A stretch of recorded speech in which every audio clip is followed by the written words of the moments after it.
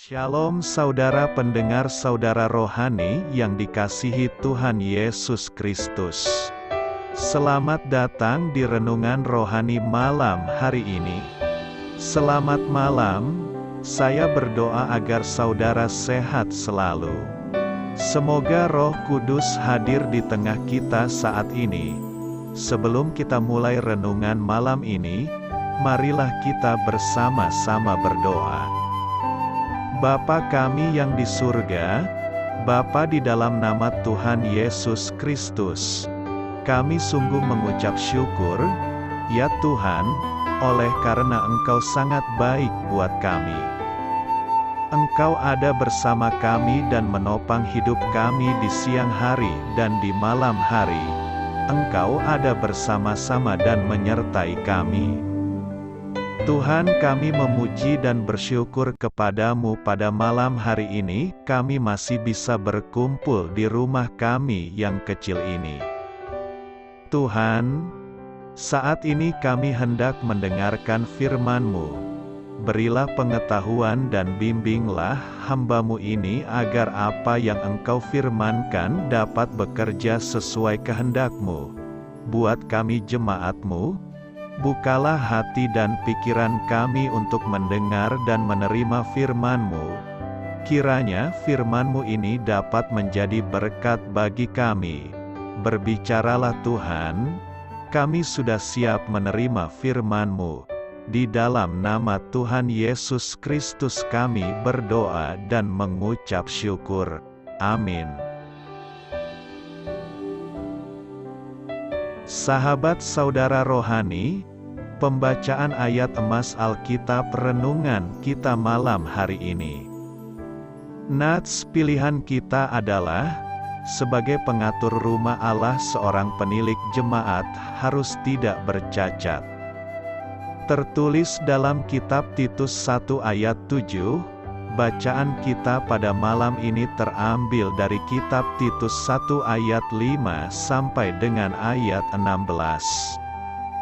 Aku telah meninggalkan engkau di Kreta dengan maksud ini, supaya engkau mengatur apa yang masih perlu diatur dan supaya engkau menetapkan penatua-penatua di setiap kota, seperti yang telah kupesankan kepadamu, yakni orang-orang yang tak bercacat, yang mempunyai hanya satu istri, yang anak-anaknya hidup beriman dan tidak dapat dituduh karena hidup tidak senonoh atau hidup tidak tertib.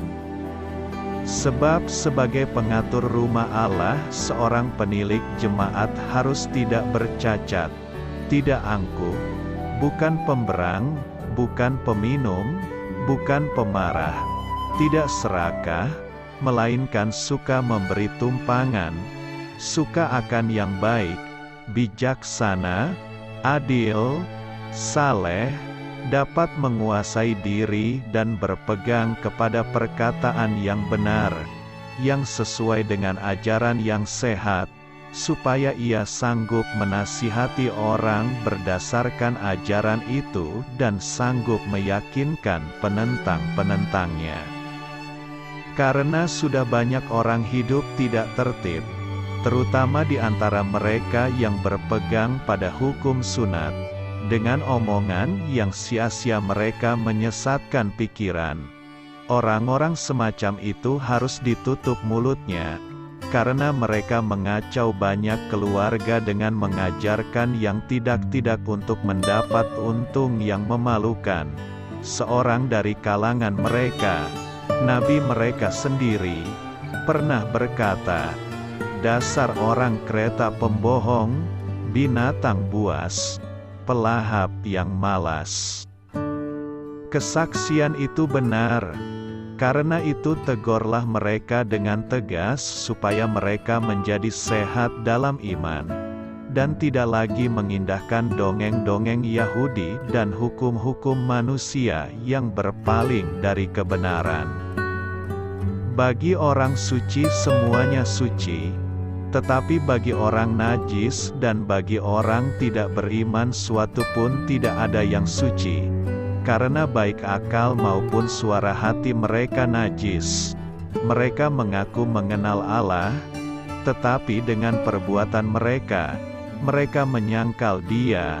Mereka keji dan durhaka dan tidak sanggup berbuat sesuatu yang baik. Titus 1 ayat 5 sampai dengan ayat 16. Topik dari ayat emas renungan kita adalah: pemimpin yang layak diikuti adalah pemimpin yang mengikuti Kristus. Mari kita mulai renungan malam kita. Judul renungan kita hari ini adalah Berjalan ke Lemari Sapu. Kisah inspiratif. Penulis dan pendeta Stuart Briscoe menulis tentang acara pemakaman seorang veteran perang, di mana rekan-rekan militernya bertugas dalam acara itu. Mereka meminta sang pendeta agar memimpin mereka ke peti mati untuk mengheningkan cipta. Kemudian mereka akan mengikuti sang pendeta keluar melalui pintu samping. Rencana itu dilaksanakan sesuai dengan ketepatan militer. Tetapi ternyata sang pendeta justru memimpin mereka berjalan menuju lemari penyimpanan sapu. Akibatnya, para prajurit itu mundur dengan ganjil. Pendeta tersebut tidak sengaja melakukan kesalahan, tetapi hal itu mengilustrasikan bahwa para pemimpin harus tahu kemana mereka pergi. Kemanapun pemimpin pergi, kesitulah pengikutnya berjalan mengikuti. Paulus meninggalkan Titus di Pulau Kreta untuk bersaksi mengenai Yesus Kristus.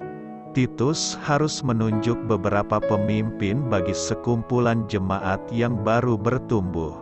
Selain mengkhotbahkan Injil, tak ada hal yang dilakukan Titus bagi jemaat di Kreta yang lebih penting selain menemukan pemimpin yang tepat bagi mereka.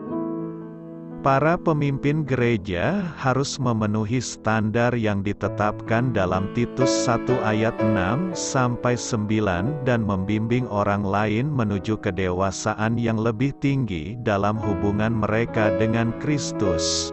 Dan para pengikutnya harus dengan penuh kasih mempercayai pemimpin rohani mereka untuk mencapai tujuan itu.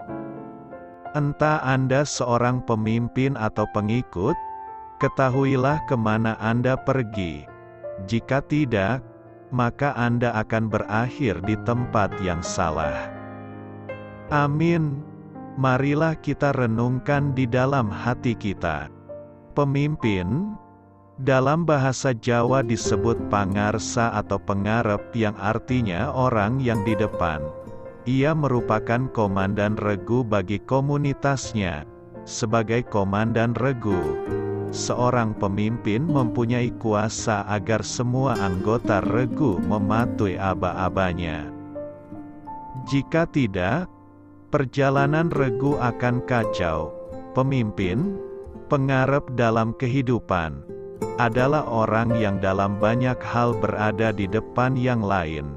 Kehidupan beretikanya, moralitas, intelektualitasnya selalu berada di depan. Kehidupan pasti dicontoh dan perkataannya didengar. Setiap orang adalah pemimpin. Aku ini pemimpin. Bagi diriku, bagi keluargaku dan juga bagi komunitasku. Dalam ketaksempurnaanku, tetapi jika mampu bersikap seperti yang disebut dalam surat Titus 1 ayat 7-9 yakni, tidak angkuh, bukan pemberang, bukan peminum, bukan pemarah, tidak serakah, melainkan suka memberi tumpangan, suka akan yang baik, bijaksana, adil, saleh, dapat menguasai diri dan berpegang kepada perkataan yang benar. Maka ini karakter yang menjadi kekuatan bagi seorang pemimpin. Sifat rendah hati, jujur, penuh empati, selalu bersedia mengalah, bersikap adil, penuh integritas, merupakan kuasa yang menjadikan kita pemimpin tanpa kita harus berkedudukan tertentu. Tetapi ketika secara diam-diam orang menghormati kepribadian kita karena yang tampilkan secara genuin sehingga secara diam-diam berusaha menirunya, maka itu kepemimpinan yang sesungguhnya, tanpa harus mengatur dan menguasai mereka.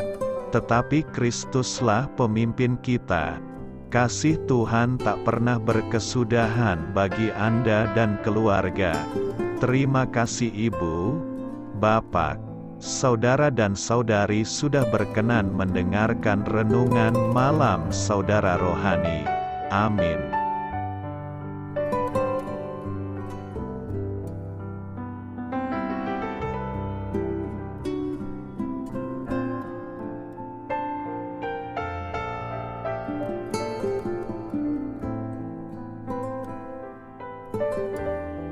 Marilah kita renungkan, sahabat saudara rohani, demikianlah renungan firman Tuhan malam hari ini. Semoga menjadi berkat di dalam hidup kita dan menjadikan kita pribadi yang lebih baik. Sebelum kita beristirahat pada malam hari ini, marilah kita berdoa. Bapa kami yang di surga, Bapa di dalam nama Tuhan Yesus Kristus, kami sungguh mengucap syukur, ya Tuhan, oleh karena Engkau sangat baik buat kami. Engkau ada bersama kami dan menopang hidup kami di siang hari dan di malam hari. Engkau ada bersama-sama dan menyertai kami, ya Tuhan Yesus. Kami mengucap syukur untuk firman-Mu, ya Tuhan, yang memberikan kami kekuatan dan menyadarkan kami bahwa kami tidak perlu takut dengan gelap dan malam. Sebab Tuhan, Engkau ada bersama kami. Engkau melindungi kami dan menjadi perisai bagi kami hamba-Mu berdoa saat ini. Tuhan, untuk setiap pendengar renungan ini yang mengalami ketakutan, kecemasan, kegelisahan, pada situasi gelap dan malam hari di dalam nama Tuhan Yesus Kristus. Kuasa Tuhan melepaskan mereka dari segala ikatan roh-roh ketakutan yang mengikat mereka saat ini. Tuhan melepaskan setiap anak-anak-Mu dari segala rasa takut dan kecemasan.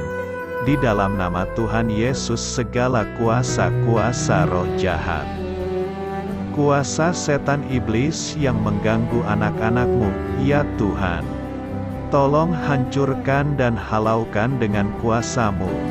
Dalam nama Tuhan Yesus Kristus, berkati setiap kami anak-anak-Mu, ya Tuhan, dan lindungilah kami aman di dalam Engkau. Ya Tuhan, penuhilah setiap hati kami dengan keberanian, damai sejahtera, dan sukacita serta ketenangan yang dari Tuhan. Berkati kami di malam hari ini, saat kami tidur dan beristirahat. Kuasa-Mu, ya Tuhan, menaungi setiap kami, memberkati dan melindungi kami. Bangunkanlah kami kembali besok pagi dengan kekuatan yang baru, tubuh yang sehat diberkati Tuhan, dan berkat-berkat yang baru Tuhan sediakan bagi kami. Terima kasih, ya Tuhan, kami sungguh mengucap syukur untuk firman-Mu yang menguatkan kami. Dalam nama Tuhan Yesus Kristus Juru Selamat kami, Bapa kami yang baik, kami mengucap syukur dan berdoa haleluya. Amin. Biarlah firman Tuhan menjadi pengingat untuk kita semua, bahwa tuntunan dari Roh Kudus akan selalu memberi jalan keluar bagi setiap permasalahan hidup kita, dan memberi kedamaian di hati kita. Amin. Sampai jumpa di renungan malam saudara rohani berikutnya.